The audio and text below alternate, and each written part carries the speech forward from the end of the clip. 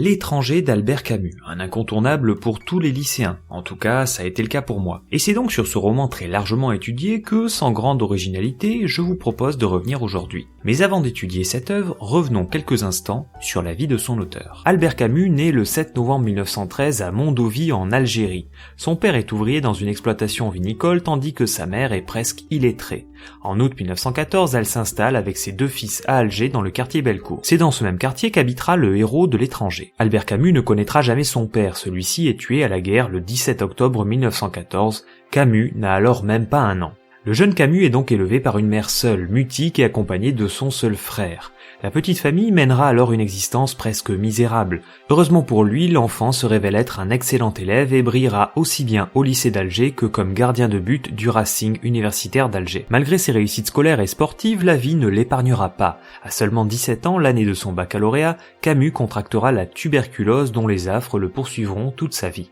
En 1933, année d'accession de Hitler au pouvoir, le jeune Camus milite au mouvement antifasciste. Il adhérera, pour peu de temps heureusement, au Parti communiste. En parallèle de ses études, il occupe de petits emplois.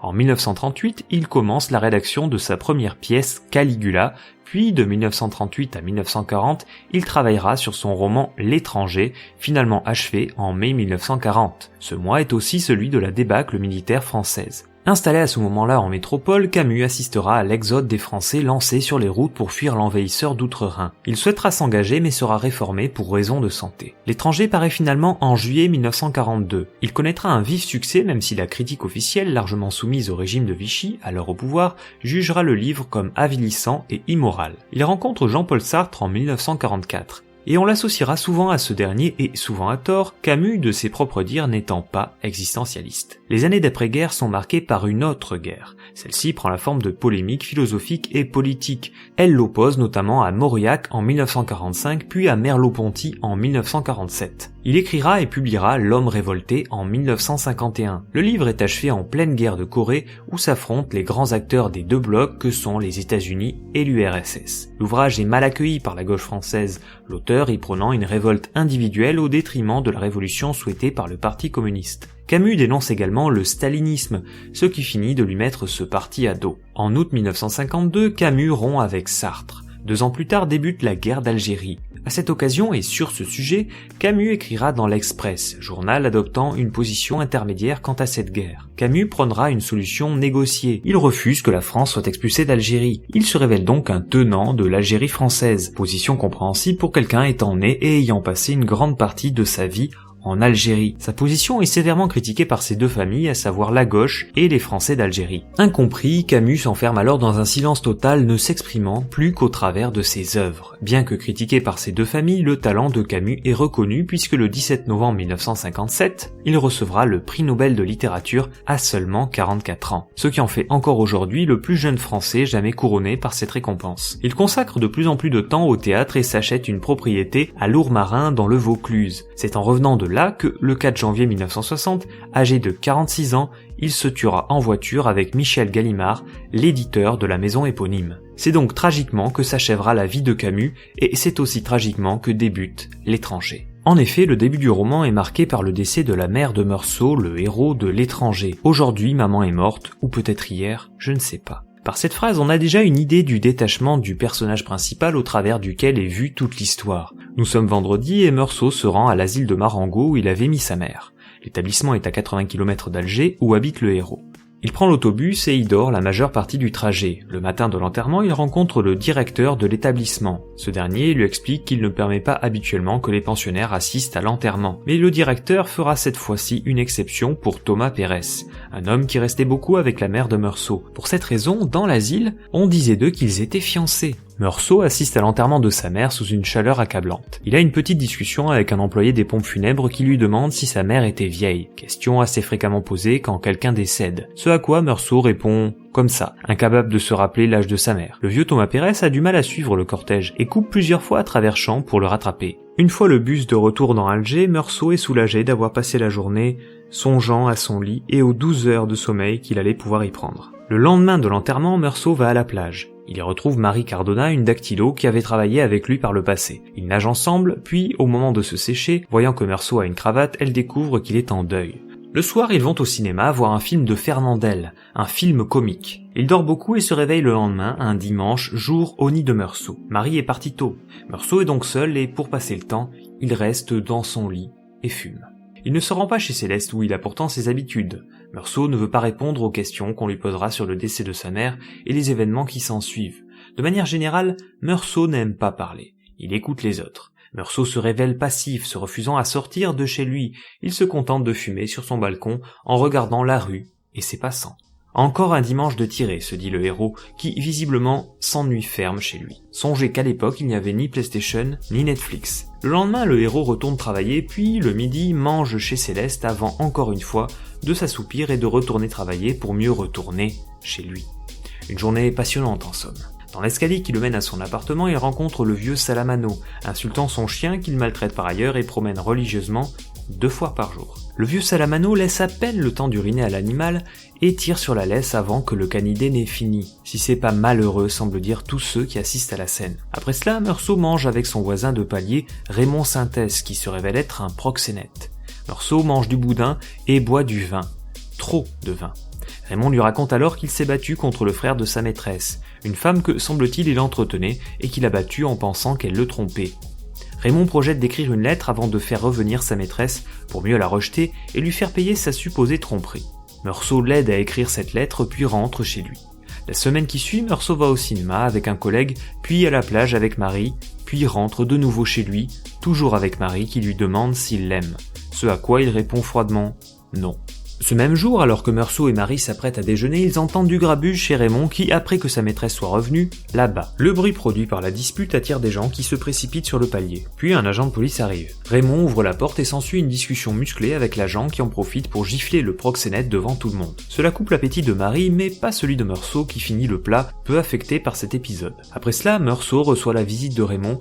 Les deux passent une partie de la journée ensemble et jouent au billard. Au moment de rentrer chez eux, ils retrouvent le vieux Salamano faisant les 100 pas et visiblement préoccupé. Il a perdu son chien. Le soir, seul dans son appartement, Meursault entend des bruits et comprend que le vieux Salamano, qui pourtant maltraitait son chien, est triste qu'il se soit échappé. Le lendemain, Meursault reçoit un appel de Raymond. Un ami à lui nommé Masson se propose de l'inviter passer le dimanche dans un cabanon près d'Alger. Le dimanche en question, après avoir copieusement bu, Meursault, Raymond et Masson font un petit tour sur la plage. Mal leur en prend, car ils croisent la route de 2 Arabes. L'un d'entre eux n'est autre que le frère de la maîtresse de Raymond, celle que Raymond a battue, souvenez-vous. Une bagarre éclate, Raymond est blessé au visage par un coup de couteau, il se fait soigner. Après s'être fait soigner, Raymond, manifestement préoccupé et insatisfait par l'issue du combat, retourne sur la plage avec Meursault pour se venger. Il rencontre à nouveau les 2 Arabes. Meursault, apprenant que Raymond est armé, lui demande de lui confier son revolver pour éviter un drame. Les Arabes partent. Plus tard, Meursault retourne sur la plage, accablé de chaleur et de soleil. Il y rencontre à nouveau l'un des Arabes qui, à sa vue, sort un couteau.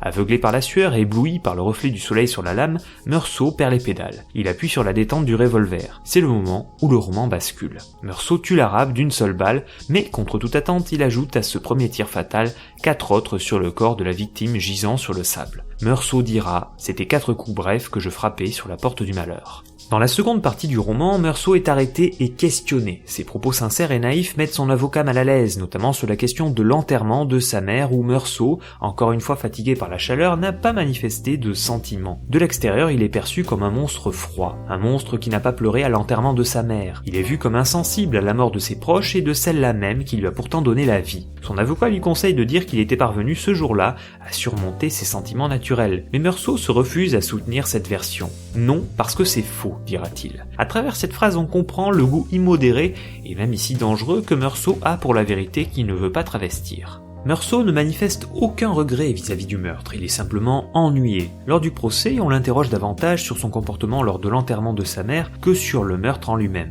Meursault se sent exclu du procès. Il dit avoir commis son acte à cause du soleil, ce qui déclenche l'hilarité de l'audience. Le soleil provoqua, toujours selon Meursault, une distorsion de la vision semblable à une hallucination. La sentence tombe, il est condamné à la guillotine. L'aumônier visite Meursault pour qu'il se confie à Dieu dans ses derniers instants. Mais Meursault refuse. Devant cette obstination, l'aumônier lui explique qu'il priera pour lui. Loin de le remercier, cette phrase met Meursault hors de lui. Il en profite alors pour insulter copieusement l'aumônier.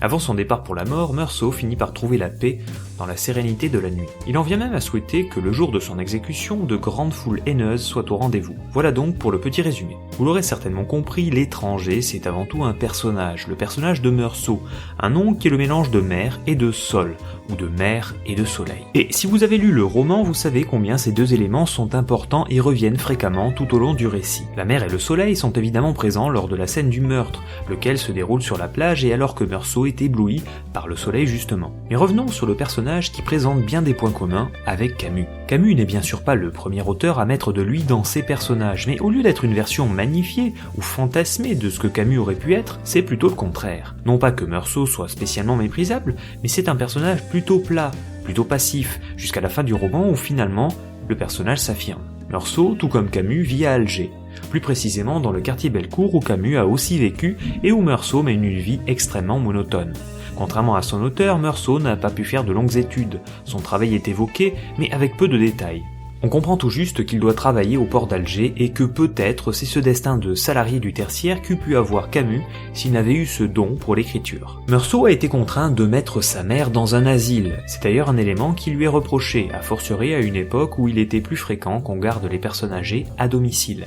Cette question, Camus a dû aussi se la poser et c'est un sort qu'il est parvenu à éviter à sa mère à laquelle Camus était très attaché et qui était d'ailleurs le seul de ses deux parents que Camus a connu. Encore un point commun avec Meursault qui lui non plus n'a pas connu son père, disant « Je me suis souvenu dans ces moments d'une histoire que maman me racontait à propos de mon père. Je ne l'avais pas connu. » Tout comme Camus, profondément laïque, Meursault est athée. La question de l'existence de Dieu lui paraît dénuée d'intérêt.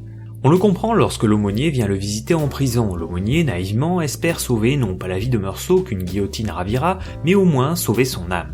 Meursault trouve la question divine sans véritable intérêt.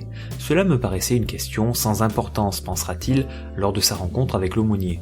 Et sachant qu'il ne lui reste plus beaucoup de temps à vivre, il en dispose encore moins pour se consacrer à des sujets qu'il ne trouve pas dignes d'intérêt. Meursault est hédoniste, il mène une vie simple et dans cette veine profite des plaisirs simples de la vie.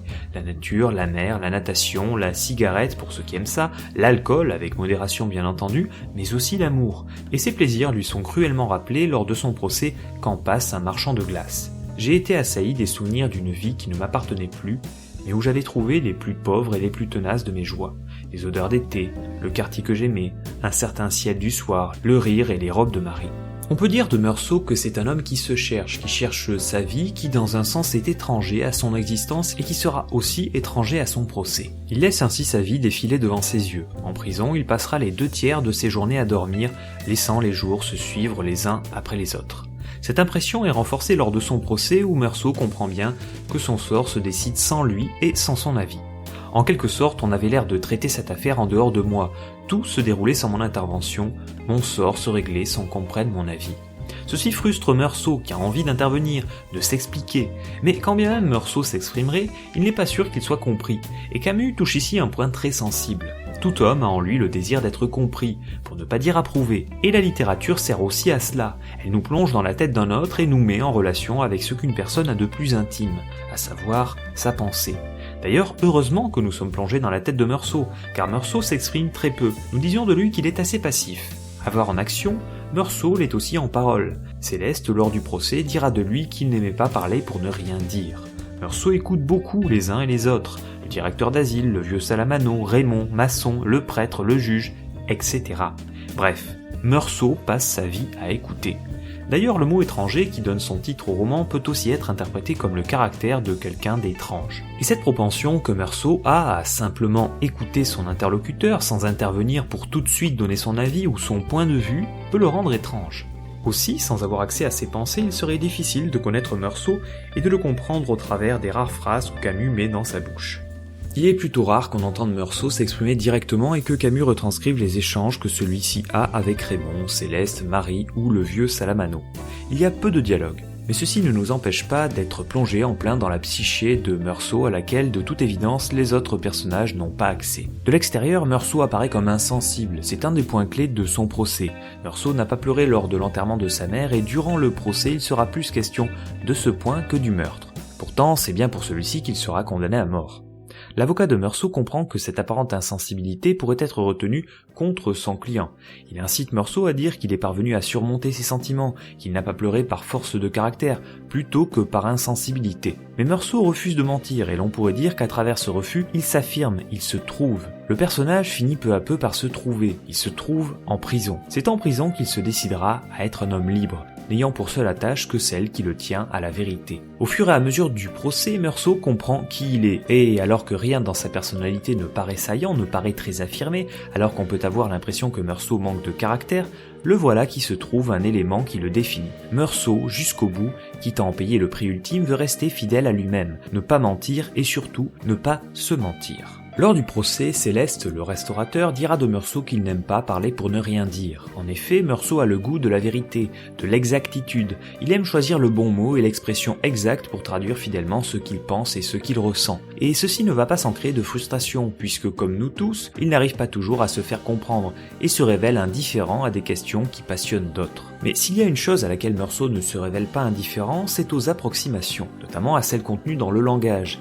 Il note ainsi le tic de langage de Masson, l'ami de Raymond. Celui-ci ne peut s'empêcher d'ajouter à la fin de ses phrases « et je dirai plus ». Sauf qu'après cela, il ne dit véritablement rien de plus, puisqu'il ne fait que dire sous une autre forme ce qu'il a déjà dit. Bref, nous l'avons dit, le personnage de Meursault se révèle pour le moins assez passif, subissant les événements plus qu'il ne les provoque. Et c'est particulièrement vrai de l'événement qui fait démarrer le roman. Mais pour ses contemporains, plus que passif, Meursault se révèle surtout étrange. Il est loin des codes de ce que la société attend de lui, codes qu'il semble comprendre sans vouloir s'y plier, non par esprit de résistance, mais presque par paresse ou par indifférence. C'est d'ailleurs ce que lui dit le juge en substance quand il lui explique qu'il n'a rien à faire dans une société dont il ignore tous les codes. Le personnage de Meursault est attaché à la vérité et cet attachement n'est pas compris et pas partagé par ses contemporains. Plutôt que de dire ce qu'on attendrait de lui, y compris lors de son procès, il dit ce qu'il ressent réellement. Quand Marie lui demande s'il l'aime, au lieu de répondre oui pour lui faire plaisir, il répond qu'il ne sait pas et que, probablement, non.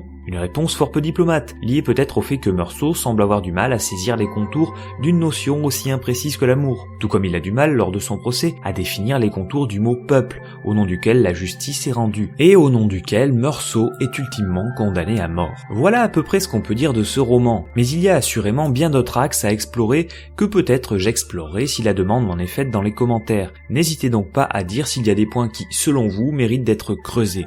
En attendant, je vous remercie d'avoir pris le temps de regarder la vidéo jusque-là.